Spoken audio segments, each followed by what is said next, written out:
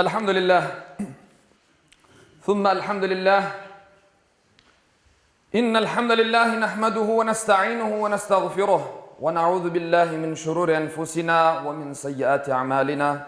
Men yehdihillahu fela mudille leh ve men yudlil fela hadiye leh. Neşhedü en la ilahe illallah vahdehu la şerike leh ve neşhedü enne seyyidena ve senedena ve mevlana Muhammeden abduhu ve habibuhu ve rasuluh. Amma ba'd. Feya ibadallah.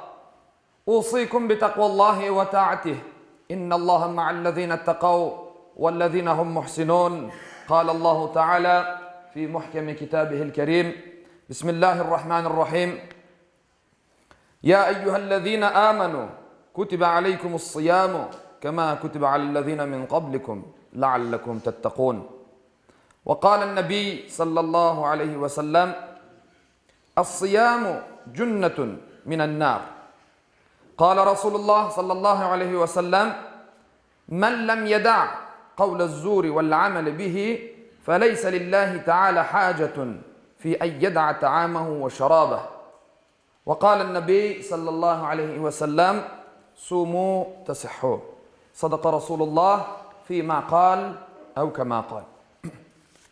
Muhterem müminler, İslam'ın 5 temelinden biri Ramazan ayında eda edilecek oraza ibadetidir. Onun farz olğanı Kur'an-ı Kerim'de bildirilgendir. Allah-u Teala kitabında ey müminler sizden evvelki ümmetlerge farz etilgeni gibi sizlerge de oraza farz etildi. Belki de oraza sayesinde fenalıklardan sakınırsınız deyip buyurar. Bakara suresinin 183. ayetinde. Böylece bu ayette bildirgenine göre oraza ayınız Müslümanlara mahsus bir ibadet olmayıp evvelki ümmetlerge de emir etilgen edi. Saygılı cemaat, Hak Teala'nın biz kullarına olğan emir ve yasaklarının bir takım faydaları vardır. Bir de yaratıcımız olğan Allah insanlarga manasız hiçbir şey buyurmay. Ayrıca orazanın farz edilmesinde insani, ahlaki, içtimai ve ruhi birçok faydaları vardır. Saygılı dindaşlarım, Peygamberimiz Muhammed Mustafa sallallahu aleyhi ve sellem oraza yamanlıklarga ve cehennemge karşı bir kalkandır deyip buyurar. Oraza sayesinde İnsan nefsinin arzularına hakim ola. Böylece yaman istek ve arzularından günah işlemekten sakına. Peygamberimiz aleyhissalatu vesselam kene bir hadis-i şerifinde şu şekilde buyurar. Orazalı bir kimse yalan ve yalancılıkla iş yapmaktan vazgeçmesi, aşrap içmekinin taşlamasının Allah katında hiçbir kıymeti yoktur. Allah-u Teala onun aşamayıp ve su içmemesine ihtiyacı yoktur diye buyurar Peygamber Efendimiz aleyhissalatu vesselam. Muhterem Müslümanlar, Allah Teala'nın hiçbir kimsenin ibadetine ihtiyacı yoktur. Yapkan ibadetlerimizin hepsi dünya ve ahiretteki saadetimiz içindir.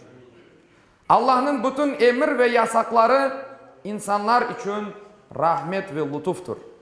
Şu cümleden orazanın maddi ve manevi taraflarından faydaları pek çok. Şimdiye kadar açıklamaya hareket etkenimiz hususlardan başka orazanın diğer faydalarını böyle sıralamak mümkündür. Oraza nefis ve irade terbiyesinde çok mühim bir rol oynamaktadır. Oraza sayesinde insanda sabır ve irade gücü alışkanlık alına gelir. Peygamberimiz aleyhissalatu vesselam bir hadis-i şerifinde beyan etkeni gibi oraza tutmak sabrının yarısıdır. Sağlık tarafından orazanın şifa bergeni herkesge malum. Hastalıklarının çokuna ilk tavsiye etilgen şey doktorga barganımız vakit diyetadır. Tibbiyat ilerlegeninden orazanın faydaları daha da yaxşı anlaşılmaya başlayır. Oraza tutunuz, sağlıklı olursunuz. Hadis-i şerif de orazanın insanga ne kadar faydalı olganını göstermektedir. Oraza yürekte incelik, vicdanında temizlik peyda eti. Fukarelerinin allarını düşündürüp, insanlarda yardımlaşıp duygusunu uyandıra. Böylelikle Müslümanlar arasında birlik, beraberlik, merhametlik ve kardeşlik duyguları inkişaf ola. Diğer taraftan oraza kin, nefret, bakıllık ve merhametsizlik gibi duygularını gayip etmeye sebepçi ola. Yukarıdaki hikmetlerini koz ogune alganda oraza Allah'ın insanlarga büyük bir bakşışı olganını anlaşılmaktadır. Onun için dinimiz göstergen bir sebep olmagancak her bir Müslümanın mutlaka orazasını tutması şarttır. Allah-u Teala Allah'ın emir ve yasaklarına sadık kalgan kullarından cümlemizine eylesin. Allah-u Teala'nın emir ve yasaklarına titizlikle uygan, yerine getirmeye çalışkan kullarından cümlemizine eylesin. Allah'a layık kul, Peygamberimizge layık ümmet eylesin inşallah.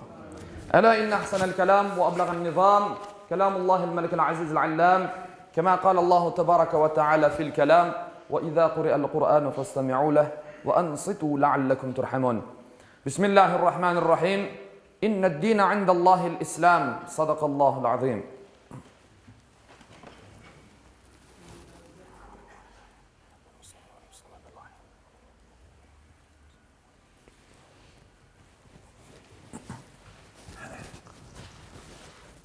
Elhamdülillahi hamdel kâmilina ve salatu ve selamu ala Resulina Muhammedin ve ala alihi ve sahbihi ecma'in.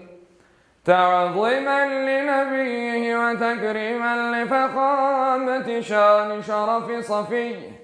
فقال عز وجل من قائل مخبرا وآمرا إن الله وملائكته يصلون على النبي يا أيها الذين آمنوا صلوا عليه وسلموا تسليما اللهم صل على محمد وعلى محمد كما صليت على إبراهيم وعلى آل إبراهيم إنك حميد مجيد اللهم بارك على محمد وعلى آل محمد كما باركت على إبراهيم وعلى آل إبراهيم إنك حميد مجيد اللهم وارض عن الأربعة الخلفاء سيدنا أبي بكر وعمر وعثمان وعلي ذوي الصدق والوفاء وعن الأنصار والمهاجرين والتابعين إلى يوم الجزاء وعن كافة المؤمنين والمؤمنات والمسلمين والمسلمات الأحياء منهم والأموات بفضلك ورحمتك إنك سميع قريب مجيب الدعوات برحمتك. عباد الله إن الله يأمر بالعدل والإحسان وإيتاء ذي القربى وينهى عن الفحشاء والمنكر والبغي يعظكم لعلكم تذكرون ولذكر الله أكبر والله يعلم ما تصنعون. Okuğanım ayette Allah-u Teala buyurmakta ki şüphesiz Allah adaletini, yaxşılık yapmakını ve soy sopka yardım etmekini emir eter. Edepsizlik, fenalık, isyan etip zulüm işlemekni de yasaklar. Düşünüp uymanız için sizlerge nasihat verir. Cumanız hayırlı ve mübarek olsun. Saygılı cemaat, bir kısa bir ilanımız vardır. Çoksınız, bilesiniz, Kebir Cami'nin azbarında iftar çadırı var. Her gün 200 kişilik iftar kurula, iftar sofrası kurula. Bu iftarlarga koşulmak istegenler Kene de bir kere hatırlatamız. Buyursunlar. Bazıları oraza tutalmaganlar işte o fidyesini getirip böyle bir iftar verseler Allah tarafından büyük bir sevapka nail olurlar inşallah. İstegenler kelsinler, cedvelge yazılsınlar inşallah. Sağ olun.